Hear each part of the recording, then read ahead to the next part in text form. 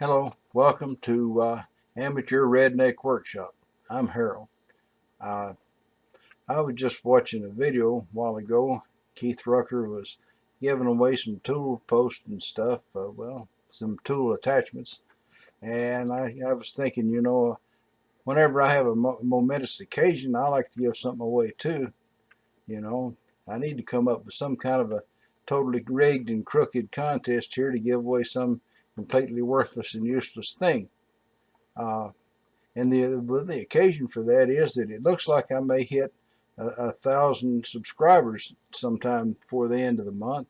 And I really never expected for that to happen ever. When I got started this a little over a year ago, I think I had 10 or 12 subscribers. And in my video there, I asked people to subscribe because I wanted to hit 20 subscribers by the end of the year. And AVE came along and he I guess he watched my video, and he told me, he says, get ready. He says, I'm going to send you some traffic. And he sure did. Within 2 or 3 days, I had over 100 subscribers, and I thought, boy, I've got it made now. And so things have rocked on, and in that year and some odd time, AVE is going to 160 something thousand subscribers, and here I am getting up close to 1,000. And I got to figure out some kind of something to give away to celebrate the occasion. It'll probably be a little bit late because I got other videos already finished. Um, so anyway, I'll think on that and try to come up with some completely useless gift, to pass on. Another thing I had done is some people suggested that I go get some of that Lincoln flux core wire for multi-pass welding, and so I went and got a pound of it down at Home Depot the other day, and I actually used it in this video. And I read the instructions on it, part of them anyway, and it said that fumes from this welding wire are known to cause cancer in California. So it said to prevent this, use with adequate ventilation, And I thought about that. I thought, well, I don't want to cause none of those guys out in California to get cancer, like Tom Lipton's out there, and Chuck Bomarito and other nice guys. And so they can rest easy, guys. I raised up my garage door and ventilated it, so I don't think you guys have got to worry about getting cancer. I did my part anyway. I mean, if you're out there smoking weed and stuff, I don't know if I'd give you cancer or not, but yeah, be careful. That's all I can say. Before we get into this video, I guess what we really need to do is to go in and tell you a joke. Bubba, he's still off deer hunting, so we're going to visit with Ole and Lena, up there in Minnesota. They're up there in, I guess, northeastern and northwestern Minnesota, and they had a lot of rains, and next morning there after the rains, you find there Miss Johnson and sitting on top of a roof of her house with her neighbor Lena. And the water's up 6 foot into most of the houses, And Mrs. Johnson's looking out there where the yard is, and she sees a baseball cap come floating up towards the house, and it goes floating away from the house, and floating back. And she says, Lena, do you see that baseball cap that's floating back and forth? And Lena says, oh, yeah. She says, I see that. She says, that's my husband, Ole. She said, I told that lazy such and such that today he was going to cut the grass come hell or high water. So I guess Lena's not a lady to be messed with. Let's get on to improving my hydraulic press here before I get in any more trouble. Okay? All right. The whole idea here is to take this piece, cut it into two pieces, drill holes to mount a sprocket on each piece, put a set screw or grub screw, as our English-speaking cousins call it, add down into each piece to hold it on the shaft. Going to need a 1/2 inch hole through it. Going to need to put this on here and drill a couple of holes. And I'm not going to worry about the threads in here. I'll just put a bolt through it that's small enough to fit through those holes.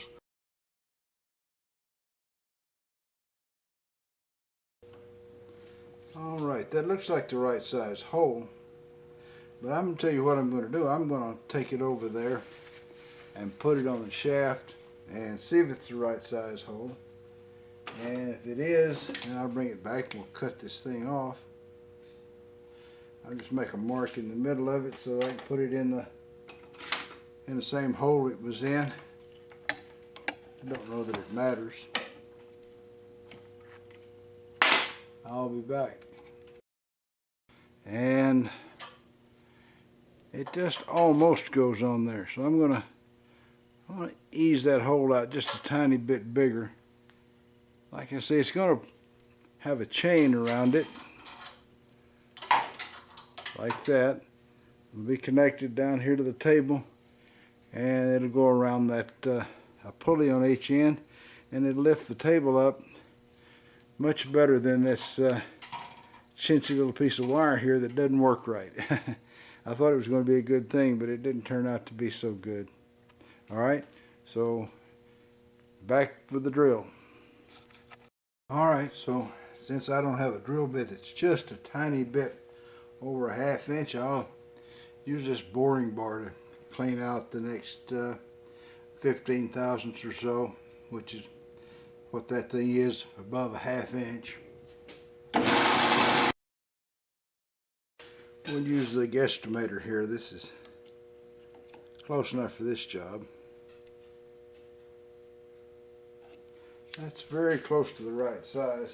I'll take out another 10 thousandths. A little measure.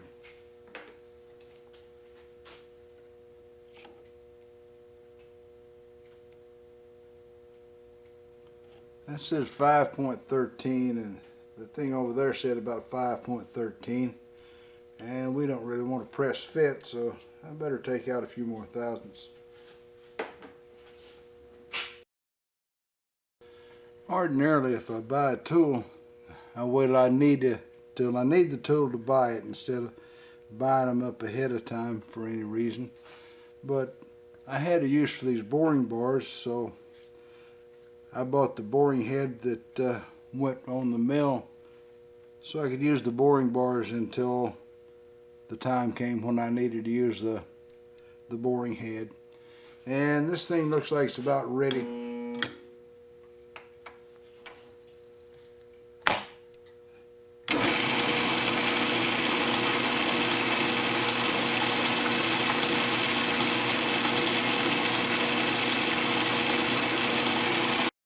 Alright, we're going to part it off.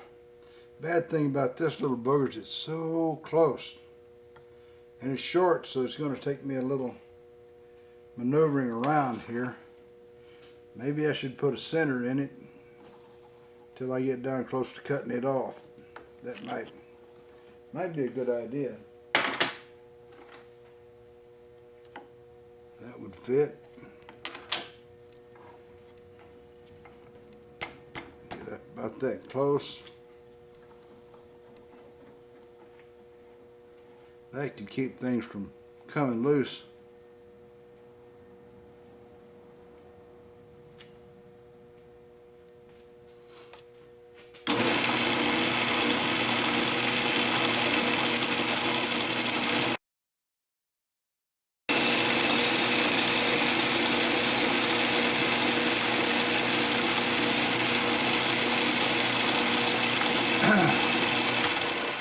Well, there we go. That surface is good enough too. I'll just have to clean this one up. Oh, that's hot. Yeah, surprise, huh? Anyway, we're down now to take it out of there and drill the holes in each side and move on. Alright, so here we are with the hole made bigger. And, well, I can't find it. There it is. That fits just a little tiny bit of wiggle. It fits really good. So, drill some holes in it now. Need a hole here and a hole here and a hole here. Screw the sprocket on it. Of course, I need to drill a hole down in this way for a set screw, grub screw for those others.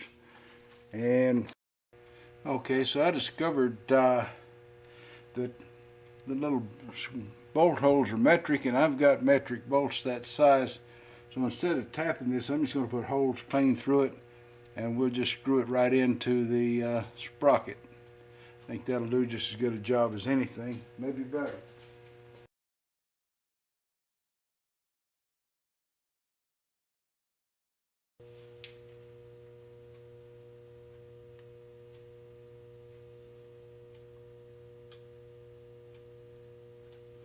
There you go. Dead on. Can't beat that even if you were smarter than the average redneck. So, this went into here.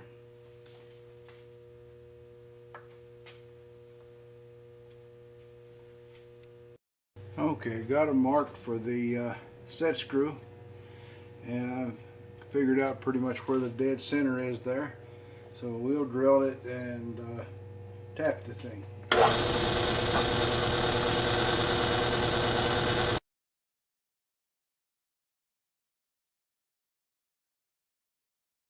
Okay, now I've got to get all this pathetic chain off of there and get ready to put, did I say chain? I meant cable. This stuff didn't work right. I guess I should have expected not to. It wants to stay curled up, and it causes a lot of problems. The part that was curled wants to stay curled, the part that wasn't curled wants to stay uncurled, and it's really just terrible.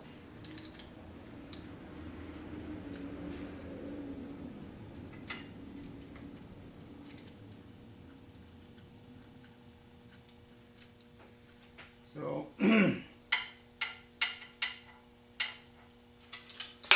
I've got to get all that cable off, and then I'll come back.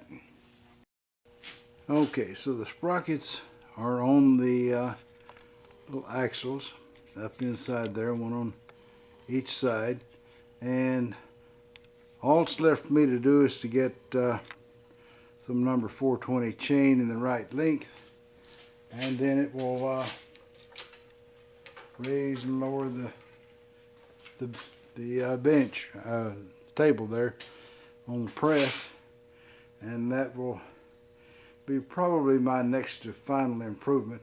It'd be nice if I had a ratchet there that I could make it hold wherever I left it, but that's not going to happen. Nevertheless, what is going to happen is it'll be much easier to lift up and down when I've got some chain on it, and that'll be the next step. And when I've got the chain, I'll come back to you. Well, what I've got here are some monster cans full of lead. As you can see, that's between the two of them, they're pretty darn heavy.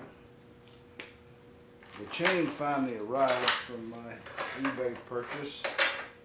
It says it's held together with 3 master links, I guess, but at least it's all in one piece. So all I have to do is figure out about where the middle of this little booger is at, and cut it. Dad burn it. Cut it right there. This is not going to be a nice little job because it's going to be nasty. Everything's going to get tangled up, but it will get done. I don't know why that's the way it is, but I don't know how that thing got wrapped around like that. That'd burn it. Well, clumsy.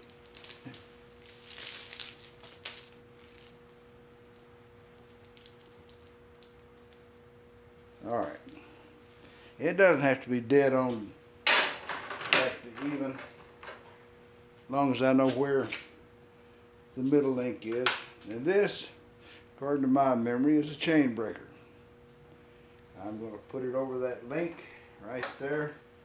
I'm going to push the little pin out, and that will break the chain for you. Just in the event that you haven't seen a chain breaker, you put one link down in there, and then you screw the handle down, and that little pin comes and pushes the pin right out of the middle of the chain roller. You have to do that normally from both sides, and then that frees up one link. And then you have to clean off the piece beside it as well, because that'll have messed up both sides on that link. And after you do that,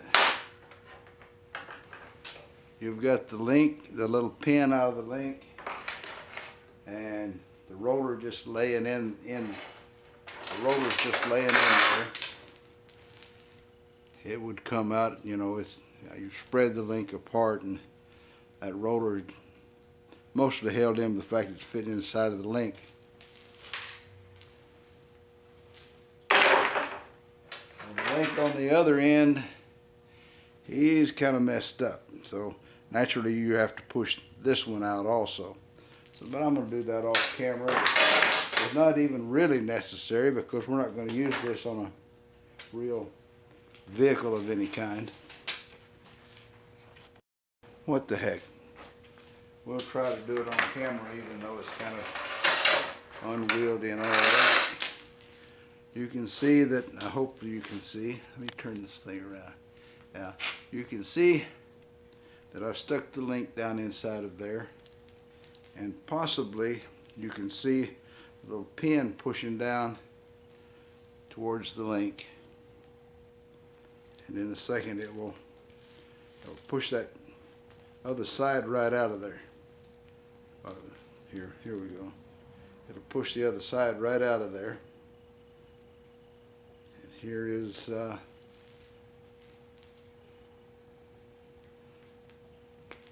here's this link with the darn it, it's hard to get on the camera. There's the link with the side on it. It's been pushed out, and now when I roll that up, that looks clean on the end, and you could put a master link on that and hook it up to the other end of the chain if this were the length you wanted. But we're not going to do that now, and I'm going to wipe my fingers because they're greasy as snot, and we'll get on with what we're really going to do with the chain.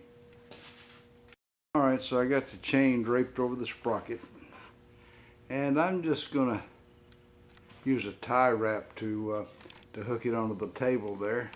Get down to there. I've seen these things hold an awful lot of stuff, so I'm going to assume, which is a bad thing, but I'm going to assume they'll hold on to this guy here as well. And go through here, which may be the wrong place. Like I say in the warning at the beginning of the video, anything I do is subject to being wrong, and you could lose a finger or something. Alright, we've got that hooked on. Now we'll get one of these weights, and we'll get another tie wrap, and we'll run him through. Came off the sprocket.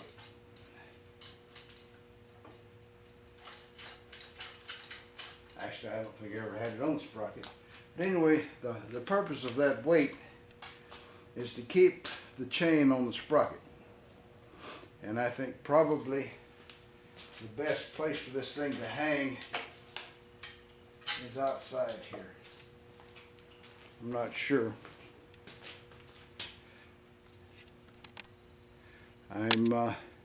I'm copying another manufacturer press, but I've got it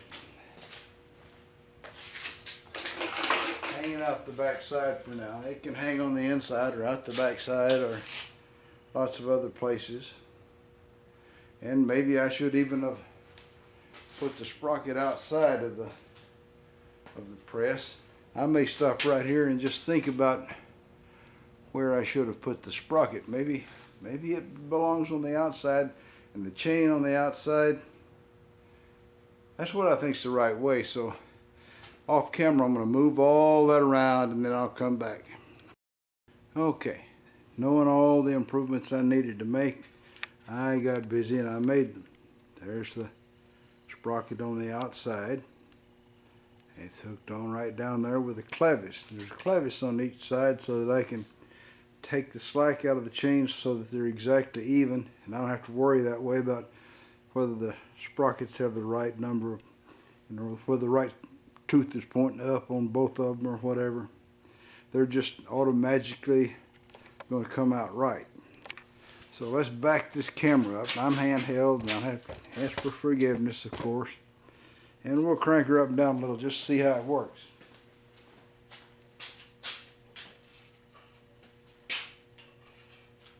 Alright. It's never going to go any higher than that because the jack's down in the middle of it. And it's not likely to need to go incredibly low.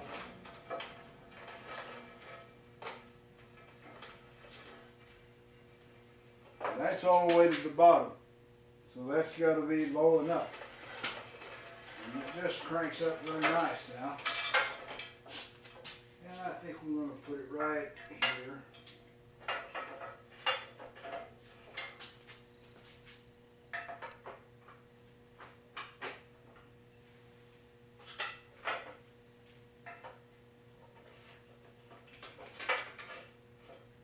There we go. So that really and truly is a successful project, and it's the real good improvement I should have done in the first place. I was gonna go and screw those little metal bars on there where I've got the clevis hooked on. I was gonna drill it and tap it, and I did one hole. I didn't even get it deep enough to tap before I knew that was a bad idea.